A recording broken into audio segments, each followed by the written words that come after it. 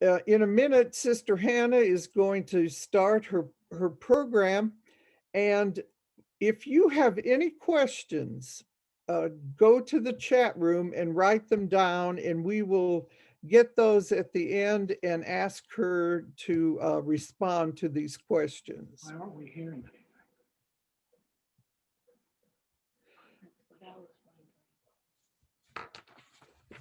I'm going to tell you a little bit about Sister Hannah. She came to Sewanee 5 years ago to become a member of the community of St. Mary, Southern Province. Sister preaches in a variety of churches and schools and teaches adult forums. And as you would well know, since COVID, this work is mainly online. Sister Hannah came to the convent with a master's degree from the University of North Carolina, and she had a degree in nutritional sciences. She recently graduated from the University of the South School of Theology with a Master of Arts in Theology. Sister Hannah and the other sisters inherited the legacy and spirituality of Sister Constance and her companions. Together, they live a life of prayer and work in community as outlined by the Benedictine Way. This order is particularly focused on stewardship of the earth, where gardening both beautifies and nourishes mind, body, and spirit. And I will turn this over to Sister Hannah. Thank you so much, Joanne. And thank you to Joanne for the invitation to be with you all today. And thank you to Yane for doing all the behind the scenes Zoom work, and for Robin, who will be posting this video. So it does take a group effort on Zoom, just as it would in person. And I'm grateful for these wonderful women and for the invitation to be with you all. So instead of just hearing me go on in this format, I'm doing a combination of PowerPoint slides and 2 short videos. So I'm going to start sharing my screen now, and we'll just continue with this.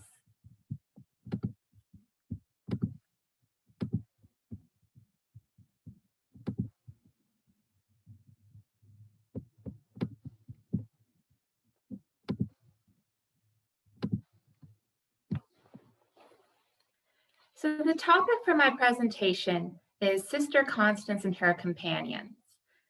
This is a portrait of Sister Constance, and you'll see later on in the presentation, we have a similar painting of her in the back of our chapel here in Sewanee, where I'm talking to you from, as our chapel here is dedicated to Sister Constance and her companions. And the emblem on this slide is the logo of our community. Just some background about Sister Constance. She was born in 1846 with the name Caroline Louise Darling. She was raised in Boston, Massachusetts, and she grew up Unitarian. She overcame opposition from her family to be baptized, and also had opposition from her family when she joined the religious life. She made her life profession of vows in 1871 in New York, and she was 25 years old.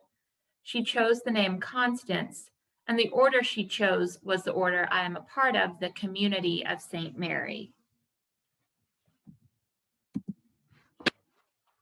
Now, at that time, the Community of St. Mary was a relatively new order. The founders pictured here, Mother Harriet Starr Cannon. If that name sounds familiar, she has her own feast day in the Episcopal Church on May 7th, and you can read more about her in the book, Holy Women, Holy Men. The community was founded in 1865 by Harriet Starr Cannon and 4 other women. It is the oldest Episcopal monastic order for women here in America. The sisters started a variety of charitable undertakings over the next years, including a home for fallen women, a hospital, a school for poor children, and an orphanage. In the year 1872, they acquired 30 acres in Peekskill, which was 40 miles north of New York City, and there they built the Mother House. A little background about Mother Harriet. She was born in Charleston, South Carolina. Her parents died of yellow fever when she was just a year and a half old. Her uncle raised her in Connecticut. This information about Harriet is key in the beginning of our discussion on the life of Sister Constance because it shows how deadly yellow fever can be. The photo that is on the slide here, we have the actual photo of in our convent here in Sewanee, as we are a part of, as Joanne said, the legacy of the community of St. Mary. We are the southern province. There's also a western province in Wisconsin and an eastern province in New York. So we heard a little bit about the personal opposition Sister Constance had to overcome, but there was also opposition about just being an Episcopal nun and a nun. The only thing people knew about nuns was they had to be Roman Catholic. Even in the year 2021, when I say I'm an Episcopal nun, people just kind of laugh sometimes because they think I must be confused, I have to be Roman Catholic. So it's still one of the best kept secrets in the Episcopal Church, and hopefully with 75 people now logging on to hear this talk, you can spread the word that there are Episcopal nuns. When the order was formed, there was a lot of anti-Catholicism in America. There's that slogan, no king, no popery, and there was violence against Catholic immigrants. This book that's pictured here on the right is called The Awful Disclosures of Maria Monk. And this was the most widely read contemporary book in the United States before Uncle Tom's Cabin. It was published in 1836, and it had all these scandalous stories about inappropriate relationships between nun and priest. There was an inquiry that found no evidence to support the claims, but many American Protestants refused to believe that. There was violence against fully habited nuns in New England. And before the Civil War, nuns often didn't wear their habits in public or when traveling because of the hostility that they faced. In Indiana, children would throw rocks at them. In New England, there were anti-Catholic mobs that threatened to burn down convents and sometimes did burn down their convents. So people spoke against the community from the very beginning. So just by Sister Constance joining this community and being an Episcopal nun, she was facing opposition not only from her family, but from society. So how did she go from New York, where the Mother House was, to Tennessee? This is where Bishop Charles Todd Quintard comes in. In the year 1867, Bishop Quintard, the Bishop of Tennessee, was attempting to rebuild his diocese after the Civil War. He had been best friends with Mother Harriet in Connecticut, and so he turned to her for help. In 1872, Mother Harriet decided to make a full-scale foundation of the order in Memphis. In May of 1873, she named Sister Constance, who was 28 years old, as the superior of this new foundation. With her, she sent Sisters Amelia, Thecla, and Huetta to set up a school, and they were the flower of the sisterhood in their day. Bishop Quintard allowed them to turn his residence into the new school, as he was busy in Sewanee year-round, being the very first vice-chancellor of the University of the South, where I recently graduated from. The purpose in Memphis was twofold. First, to take charge of the church home, which was an orphanage that he had established as a home for orphans of the Civil War, and also the second one, to establish a school for girls. And this school is still in existence today. The school the sisters had established was all ready to start in October of 1873, but yellow fever broke out. The sisters asked for permission and were granted permission from the Mother House to remain in Memphis. And that when that was granted, they took charge of the sick in the Cathedral District. and cared for 60 patients, and only 8 died. In just 1 month, half of the city's 40,000 residents had fled. Of those remaining, 5,000 caught yellow fever and 2,000 died.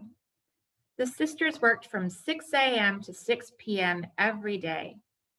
They started each day with the Eucharist, and then they would go off to make house calls on the sick, whom their own families would not approach for fear of infection. As the epidemic gradually died out in November, the sisters stayed and cared for recuperating patients. These sisters were not nurses. They were trained to be teachers, but they adapted and learned all they could to care for the crisis that was around them. After November, the epidemic went away.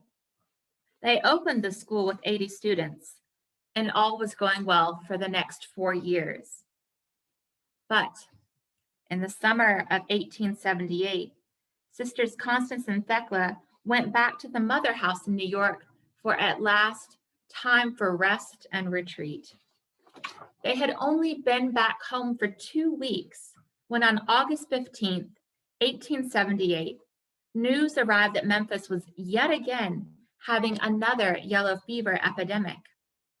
Sisters Constance and Thecla left within 1 hour of receiving the telegram.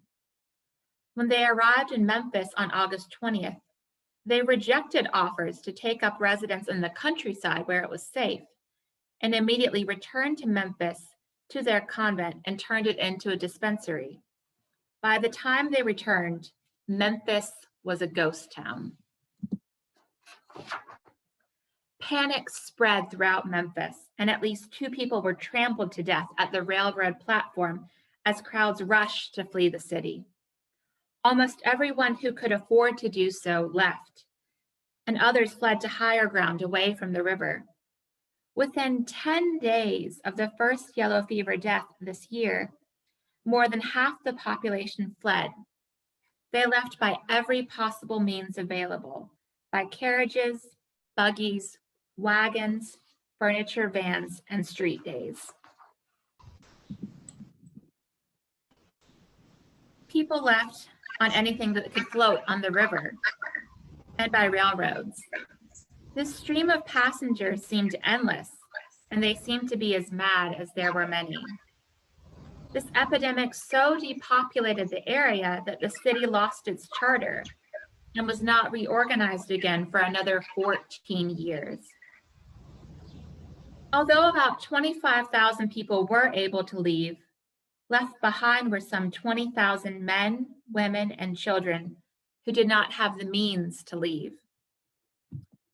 Shops and offices were boarded up, houses were locked and shuttered, and an eerie silence smothered the city, broken only by the occasional booming of cannons that were fired to break up supposed poisons in the air, and the steady noise of wagons or carts hauling along caskets.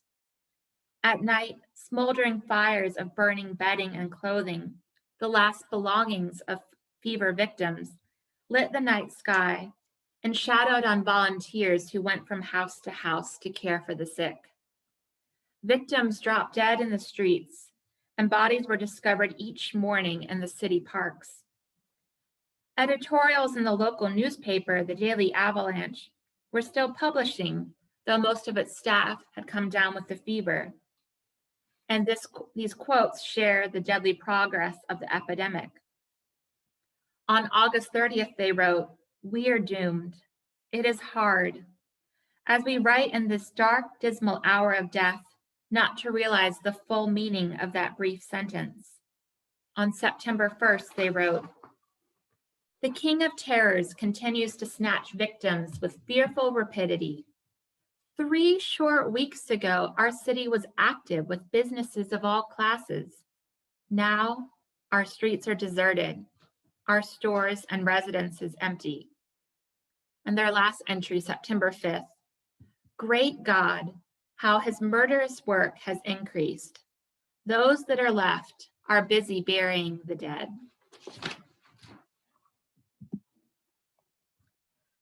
A citizens' relief committee organized refugee camps, and nurses and doctors within Memphis were assigned to infected districts, reportedly seeing as many as 100 to 150 patients each day. There were in the city several communities of nuns, both Anglican and Roman Catholic, who had the opportunity to leave, but chose to stay. Most of them, 38 in all, were killed by the fever.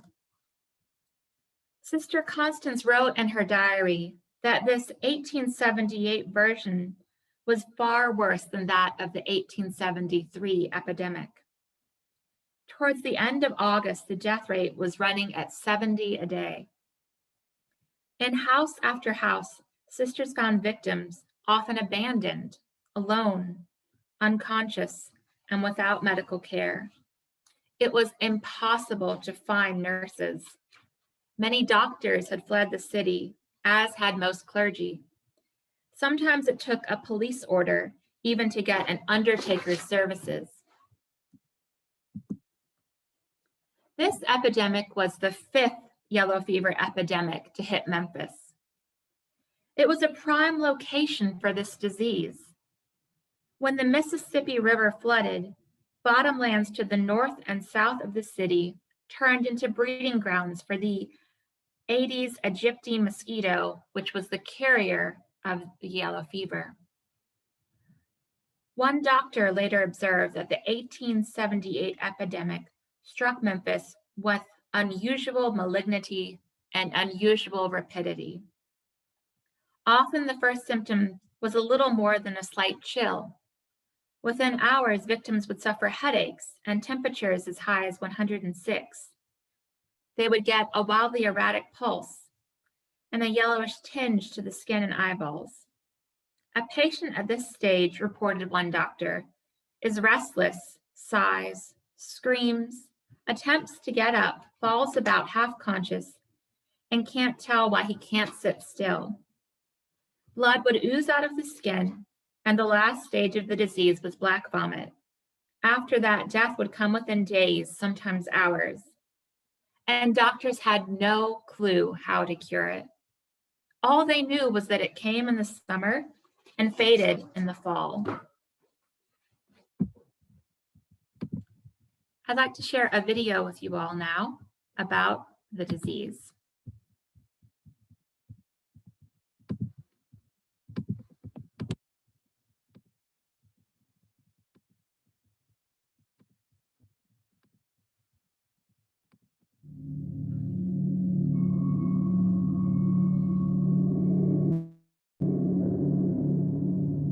It's a hemorrhagic fever, which puts it in the same category as Ebola.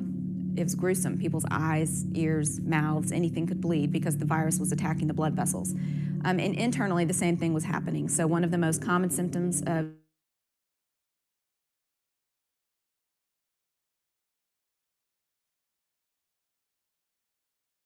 so there was a lot of delirium that went on with it, which I think was very disturbing to the people caring for yellow fever victims. And the last organ usually to fail was the liver, and when it did, it releases a surge of bile which turns the jaundice, the body and whites of the eyes yellow. In the body's attempt to fight off this virus, it caused these high fevers. So it was typical to see a fever at 105, 106. Some of the Memphis doctors who were performing autopsies during the epidemic said that it felt like the organs had literally were boiling at the time of autopsy. Memphis was no stranger to yellow fever. The grim disease had visited the city at least 3 times in its history. In mid-June of 1878, word came upriver confirming that yellow fever was in New Orleans. That same month, Dr. Robert Wood Mitchell, one of 3 doctors on the Memphis Board of Health, called for money to initiate a quarantine. But a quarantine would have done nothing to stop disease-carrying mosquitoes from entering the city. 19th century medicine had no knowledge or tools to cope with such an invasion. They believed that the disease was caused by poisonous miasmas that emanated from the Gayoso Bayou. On August 13th, the Board of Health announced the first yellow fever death in Memphis. But that official case is really what marked this mass exodus out of the city. And people described it just as, they would get on anything that would float in the Mississippi. They would get on the trains, wagons, anything they could to get out of the city as quickly as possible. Some people left doors open and their tables still set with silver, was how one person described it. So with a population of about 40 to 45,000, they estimated 25,000 people fled, about half the population at the time, and this was in a matter of 3 days. The remaining population of some 19,000 people were witness to a daily roll call of the dead that wouldn't stop until the arrival of the first frost. My darling little daughter, we are in the midst of death and desolation. Today we are alive, but tomorrow may find us dead, victims of one of the most terrible plagues that ever desolated any country. Nothing seems to stop the progress of this grim destroyer. Frost is our only hope, which seems far in the distance. Julia Rain. Here you have like this picture of heavy plumes of smoke going up in the air. Had a strong smell to it. Dead bodies, coffins out, waiting to be picked up. People avoiding contact with other people, armed people, and the cannon firing. It had to be, again, reminiscent of Dante's Inferno. It got really just horrific in the city itself. The undertakers were burying people in mass graves because they couldn't keep up with the amount, the bodies that were coming through. They would locate bodies by buzzards, anything they could, just throughout the city. And a lot of the houses had been marked they would hang up a piece of cardboard, a black piece of cardboard for someone who had died, and put the dimensions of the coffin needed. So a couple of times a day, the undertaker would come through the city and round up the bodies and put them in the coffins and take them to Elmwood and put them in the big mass grave that has close to 1,500 unidentified bodies in it now. Medical science of the 19th century had no clue as to the cause of yellow fever, and few weapons with which to fight a disease that could kill within a matter of hours. And there were several Memphis physicians, Dr. Robert Wood Mitchell, Dr. Gustavus Thornton. Dr. Thornton said, you gave them a good emetic, that is, you gave them a good cleaning out, and then you gave them fluids and total bed rest and nothing else. I think for the doctors, a lot of it just was managing these houses. They would enter a house and find the father and the mother dead in the bed with the children, sick on the floor, and would not know how many hours or days that the children had been left unattended. It was just horrific all around. So a lot of what the doctors did was just feed people, take them water, and get the undertakers to remove the bodies. By early September, the disease was averaging 200 deaths per day. Coffins were stacked on the streets awaiting burial. Fever fires burned, and in the distance was the sound of cannons being fired across the Gayoso Bayou in an effort to clear the air of poisonous miasmas. It was said you could smell death from 3 miles outside the city limits. It taxed every resource that was available. Doctors made house calls just night and day, and a number of the volunteer doctors who came here in 1878 died because they themselves contracted yellow fever, and they were exhausted. 111 physicians were under the direction of Dr. Robert Wood Mitchell of the Howard Association. Many of these doctors were volunteers from as far away as New York. And 3,000 nurses, many of them African American, assisted as best they could. One of the Howard physicians was Dr. William J. Armstrong, a survivor of the 1873 epidemic, who wrote letters to his wife and 8 children who had fled Memphis at the onset of the disease. From Dr. Armstrong's letters, we can envision a city gripped by fear and despair. August 24th, my dearest one. The outlook grows more gloomy each day and gives no promise of a break short of frost. What a fight it will be, and how ceaseless. No one but the poor worn-out physicians know what it is. Kiss my dear children for me. And I do hope God will spare us all to meet at the old fireside soon. he wrote these very touching letters to his wife throughout the epidemic. He was helping take care of the nuns and the St. Mary's community there that had set up sort of a makeshift hospital, mainly for the orphaned children, a lot of the children that were left behind when their parents died. September 3rd. I do not see how it is possible for me to work through it all. How I did it before, I do not know, but this is worse than all. The numbers of deaths as reported are frightful. Yesterday, 208. But that is simply the accumulation of what Jack Walsh could not bury, and not the deaths for that day. Some of the bodies lie 3 and 4 days unburied and produce horrid smells in the locality. I wish I could go to some secret spot where there would be no burning heads and hands to feel, nor pulses to count. It is fever, fever, all day long. The altruistic spirit of medicine is embodied in the bravery of the doctors, nurses, and volunteers who fought the fever. Of the 111 Howard physicians, 54 were stricken by the disease, and 33 died. September 10th. One by one, the Howards and the doctors are falling.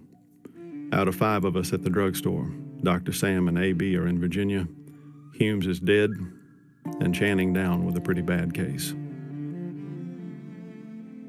September 11th. My dearest one, it is now nearly 9 o'clock and I have just gotten in. Channing is very low tonight, and I fear the worst will come. Of all the 5, I alone am standing. Those words ended Dr. Armstrong's last letter. He took ill with the fever on September 16th and died 4 days later on the 20th. He was buried in Elmwood Cemetery.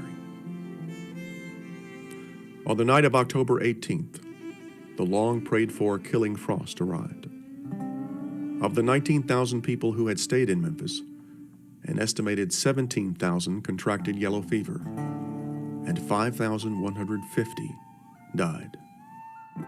The numbers of deaths were higher than the Chicago fire, the San Francisco earthquake, and the Johnstown flood combined. And to even put that in perspective today, more people died in that epidemic than we lost on 9/11. More people died in that epidemic than Pearl Harbor, and more people died than Hurricane Katrina. In many ways, the old river town that was Memphis died in 1878 and would be replaced by a new city that grew up in the 1880s.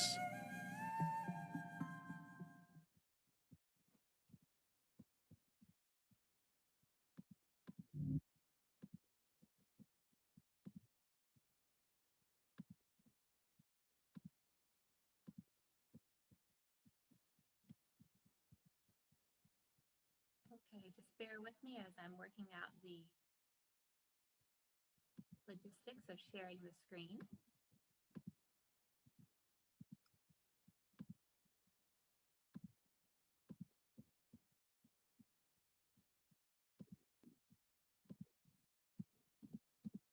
Okay, thank you for your patience.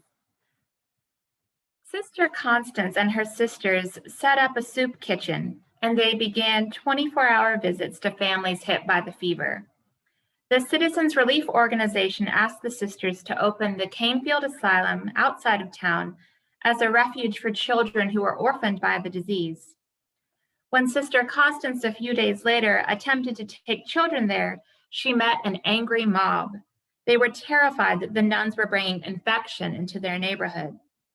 Sister Constance faced them down and said, "Sirs, is it possible that you would have us refuse to these children the very protection you have obtained for your own? We do not propose to make a hospital of the asylum." The angry men let her pass. Within 4 days, Sister Constance and her sisters had placed more than 50 orphans there. We know from the diary that she kept these words: "Yesterday, I found 2 young girls who had spent 2 days in a 2-room cottage with the bodies of their parents, their uncle suffering in delirium. One grows perfectly hardened to these sights. Carts with 8 or 9 corpses in rough boxes are ordinary sights. I saw a nurse stop one day and ask for a certain man's residence. The driver pointed over his shoulder and said, "I've got him here in his coffin." 2 more sisters were sent to Memphis in August, Sisters Helen and Sister Ruth. When Sister Constance received the telegram from the Mother House with this announcement, she wrote to Mother Harriet with these words: "My dearest Mother, your telegram brought me a kind of brightness, but I cannot help a great deal of anxiety for Sisters Helen and Ruth. My sense of duty in the matter is so divided between the feeling that I ought to secure all the help I can get for these poor suffering people and the fear for those who come. I will guard them to the utmost, but you and I know that they are offering their lives." Sisters Ruth and Helen joined Sister Constance and the others. When the 2 new sisters arrived in Memphis, the new nuns probably felt they had come to hell on earth. "The city is desolate," wrote Sister Ruth. "Everyone who is not ill says it is only a matter of time. Money is useless. There is plenty of money here, but it buys no hands to wash nor the common necessities of life. Doctors and nurses died one by one, and the pharmacies closed. It was becoming impossible to get the most basic items.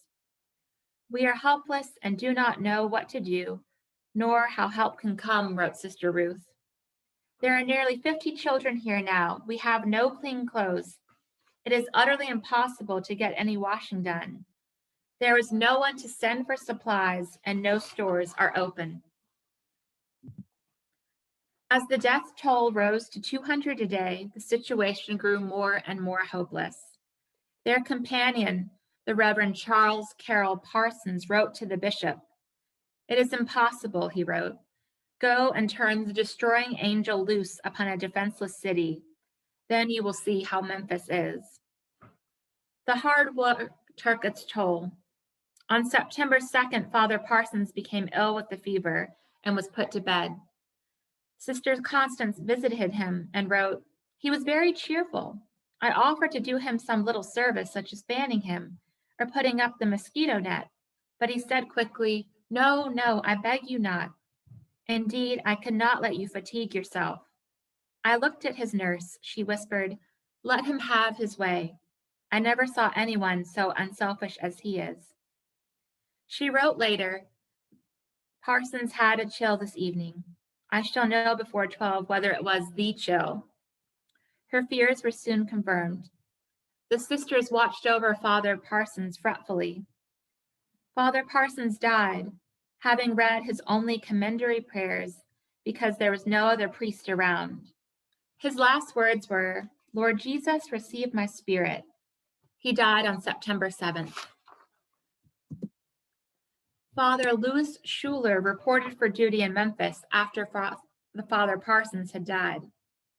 Instead of staying in a hotel outside of the fever district, he insisted on remaining at St. Mary's so he could go to the very thick of the pestilence in the lower portion of the city.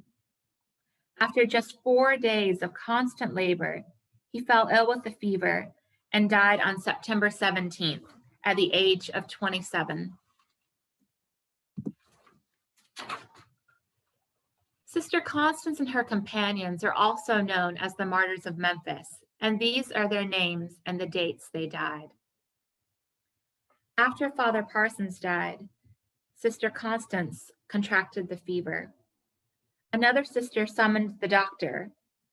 "I have not the fever," Sister Constance protested. "It is just a bad headache. It will go away at sunset." Sister Ruth tried to put Sister Constance to bed, but she refused. She said, "It is the only comfortable bed in the house, and if I have the fever, you will have to burn it." So she spent the night lying on the bare floor. Within the hour, Sister Thecla came to the church after a visit to a poor woman and told the sisters, "I am so sorry, sisters, but I have the fever. Give me a cup of tea and I shall go to bed." By the next morning, both sisters were dreadfully ill. Sister Constance became delirious. Sister Ruth wrote, "All through that night, I could hear from my room her low moan. At about midnight, she exclaimed, "Hosanna," repeating it again and again more faintly. That was her last word. On the morning of September 9th, Sister Ruth reported that Sister Constance's soul had entered the paradise of perfect love. Sister Ruth wrote, "Sister Constance was 33 years old when called away, a woman of exquisite grace, tenderness, and loveliness of character, very highly educated, and one who might have adorned the most brilliant social circle. All that she had, she gave without reserve to her Lord." Sister Thecla died a few days later on September 12th. Sister Ruth was the next victim. Just 26 years old, she had been a nun only a year. But in that 1 year, wrote another sister, she brought comfort to so many suffering ones and helped to lead back those who had strayed far out of the way. Many of the poor speak of her as the sunbeam that came to brighten their lives. Sister Ruth died on September 17th. Sister Frances had been in charge of the orphanage home, a task that grew more difficult when the other sisters became ill. She caught the fever in August but recovered, but then had a relapse on October 1st, and she died on October 4th, the feast of St. Francis. "The children were all so fond of Sister Frances," wrote one of the sisters. "The oldest boy goes out by himself to lay flowers on the grave, and he stands looking pitifully upon it." These 6 individuals became known as the Martyrs of Memphis. If you go to Elmwood Cemetery today in Memphis, these 4 names and dates are carved around the perimeter of the flat stone: Constance, Thecla, Ruth, and Frances, and the day they died. 9 years later, after the death of Sister Constance, another sister in the order, Sister Isabel, who had been ill for a year with a long and painful illness, told the sisters that she had seen Sister Constance in her room near her bed on November 15th. Some days later, after a night of great suffering, she said that Sister Constance had come to her again and sat beside her and soothed her pain. And when she asked Sister how long she had to live, Sister Constance told her until Christmas. "I had hoped to make my communion on Christmas," Sister Isabel said. "You will do so," came the answer. When she expressed the fear that her death would cast a cloud on the children's festivities, she was told, "You will not die till late on Christmas night, and before that you will be better and suffer less, and the time will not seem long." And her words came true. I personally have been told another Sister Constance ghost story when I went to Memphis. A friend of mine was working at St. Mary's Cathedral in Memphis, where Sister Constance worked. And one day she continued to smell white roses. There was a painting of Sister Constance on display in the middle of the cathedral that day. My friend went all around throughout the cathedral to see if there was a shipment of flowers that had been delivered, but she didn't find any. As she approached the painting of Sister Constance, the smell of roses grew stronger and stronger. She later learned that Sister Constance was buried with a white rose on the top of her body, and my friend knew that it was the spirit of Sister Constance paying her a visit. Bringing it down to today's 2021 memorial and what we normally do in the past few years before COVID, there is an ongoing commemoration of Sister Constance and her companions. If you go to St. Mary's Cathedral in Memphis, in the fellowship hall type area, it's called Martyrs Hall. As you see, there's a drawing there of Sister Constance, and you can see history literally written on the walls. Their story and pictures are there in detail if you ever are in town to look at that. This is a stained glass inside St. Mary's Cathedral in Memphis, memorializing the sacrifice of the sisters who labored there. It's beautiful to see in person. At the high altar of the cathedral, which was consecrated on Pentecost 1879, Bishop Quintard commissioned these steps to be carved with the Sisters of St. Mary who died. Sister Huetta, who died in 1922, was added later on. At the high altar up top is inscribed Alleluia Hosanna, which were the very last words of Sister Constance. A friend of the community, Father Morgan Dix, wrote, "Before the memorable year 1878, many spoke against these faithful and devoted women. But after that year, the tongue of slander was silent. Men looked on with beating hearts, and their eyes were dim with tears." If it wasn't the pandemic, one of the sisters, or as many as we could spare, would go to Memphis for the Martyrs Weekend. It's held every year from September 9th through 11th. September 9th is the feast day of Sister Constance. And there's a reading of some of the journal entries from Sister Constance and other companions. There's always the Eucharist at the cathedral on that Sunday, and sometimes a sister preaches. There's a procession to the graves at Elmwood Cemetery, and it's just a very, very powerful and moving weekend. If any of you all are in the area or interested in going, you can read more about that online or just contact me. There's also a pilgrimage picnic. And so you go out to the graves and there's a service there, and then you go back in the cathedral and there's a picnic afterwards and fellowship. And one of the most moving parts of being out at the graveside is, as a sister, I and the others get to place a single white rose on the top of every sister's grave. It's very, very moving. These are pictures of non-pandemic times where people would make the procession to Elmwood Cemetery. Now I wanted to show you a virtual tour of the cathedral.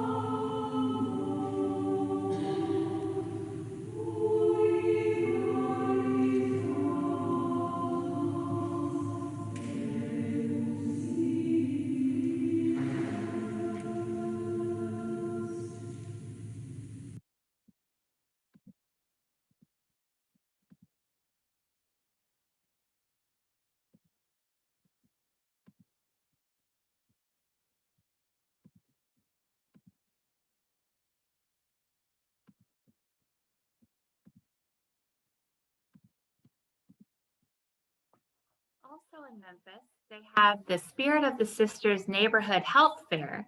So different volunteers go to volunteer in the areas the sisters minister to in Memphis. They give away free blood pressure screenings, diabetes screenings, and so they continue to, as the title says, carry the spirit of the sisters in these same areas they lived and worked in. And I wanted to elaborate on the connection to today.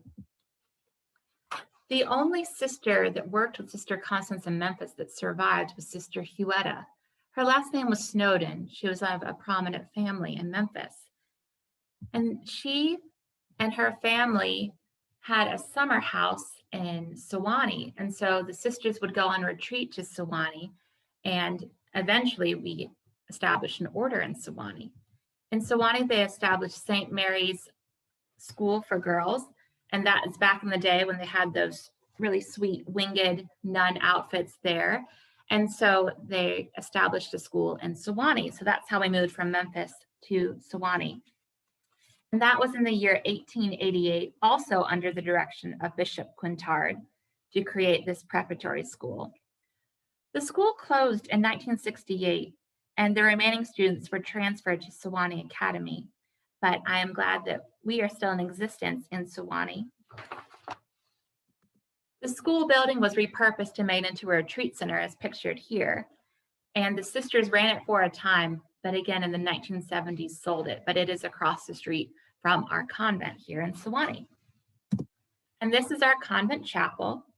It was built in 1989 and still looks pretty much the same. This is the inside of our chapel. And so we did a widescreen photograph so you can see the different places where we sit and the altar and the banners and cloths there. And if it's not COVID, please come and visit us. This is our beautiful portrait of Sister Constance that we have in the back of our chapel, because our chapel is dedicated to Sister Constance and her companions. And so no matter where you are in the chapel, you can feel Sister Constance watching over you.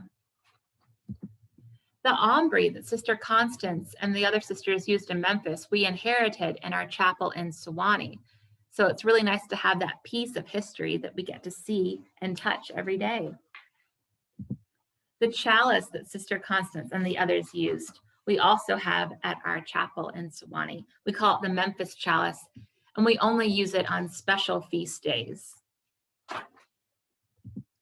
In our convent library, we have a portrait of Sister Huetta, who is watching over us in there. And so it's nice to have that other piece of history in our convent. This is one of my favorite pictures. So now we have 4 sisters, but at this time we only had 3. And the middle is Sister Elizabeth, and on the right is our prior, Sister Madam Mary. And the woman is Bishop Phoebe Roth, the Bishop of Western Tennessee. And the tall gentleman is Bishop Brian Cole of East Tennessee.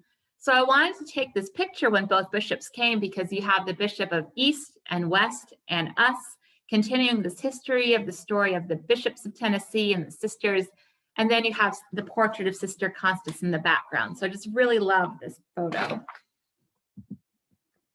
This stained glass is from All Saints Chapel in Sewanee, Tennessee. So if you ever are on campus and look at this magnificent chapel, you can see that even there, that story is a part of the history. In the video, the first video we watched, they mentioned a mass grave. And they built a memorial in 1971 for this site and dedicated it the Yellow Fever Martyrs Memorial Park and Mass Grave. At the center is this eye-catching memorial consisting of 2 pillars that depict the body of the deceased rising towards heaven. And a plaque at the bottom says, "For the heroes and heroines of Memphis who gave their lives serving the victims of yellow fever."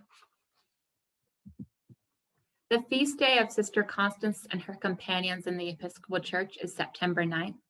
This is the prayer that goes with it. We give you thanks and praise, O God of compassion, for the heroic witness of the martyrs of Memphis, who in a time of plague and pestilence were steadfast in their care for the sick and dying, and loved not their own lives, even unto death. Inspire in us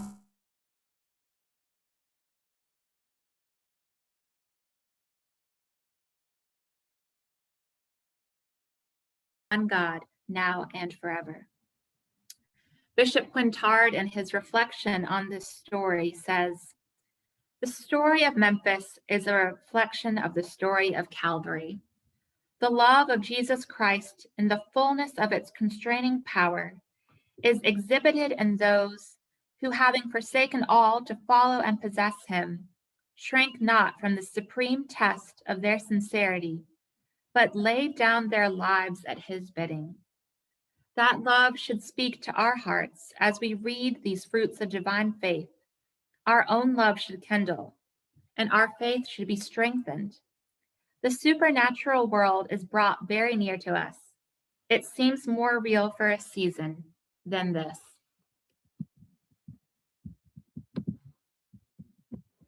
Thank you.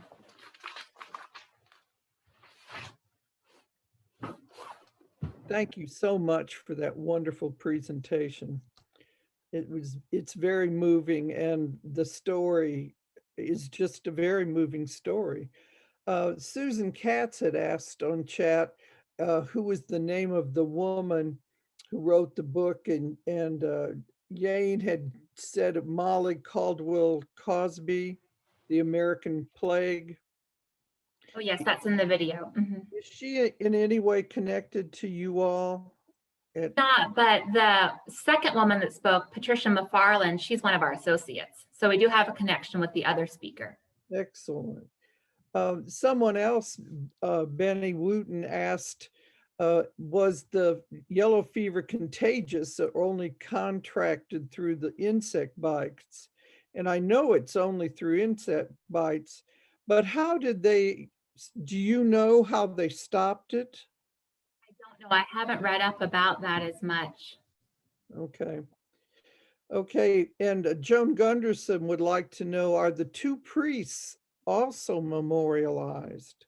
They are. They have a separate grave. It's also in Elmwood Cemetery. I don't have pictures of those, but they are buried nearby the sisters. Are they connected? Is it connected to St. Mary's also? It's within walking distance of the sisters' graves in Elmwood. Okay. Were they connected to the cathedral at all? One of them was a rector of Grace Church, which was a church in Memphis, and the other one was a volunteer that came from New York, actually. Gotcha.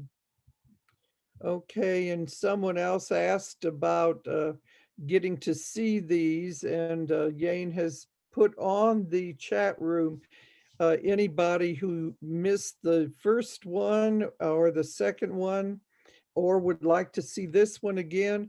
They are on our YouTube channel, which is listed in the chat room. So lots of wonderful comments, how moved everyone was by this wonderful presentation. Thank you so much. If you know of anybody interested in joining religious life, please come. We are a community of 4. We also do an internship program for the summer and long term. So if you know of any college students or recent college graduates, we do have an internship program. And I will give Yane the link to our website, and so you can look at that for further information. But if it's not COVID, please come and visit. We do have guest accommodations.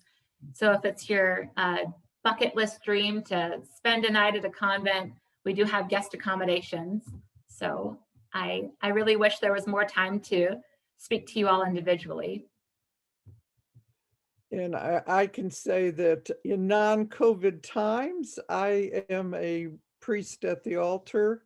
On Wednesday mornings, there are several of us who rotate through, and it is a very wonderful experience to be connected to these prayerful, wonderful women.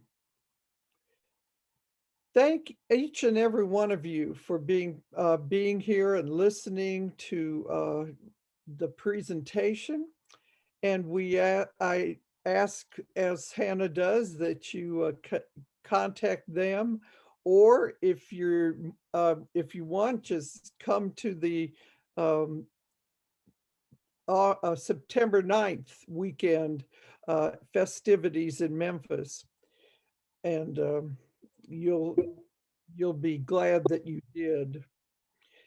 So thank you, everyone, and we hope to see you next week when we will, I want to get her name right, we will hear about the music of Ray Whitney. Thank you, and go in peace to love and serve the Lord. Thanks be to God.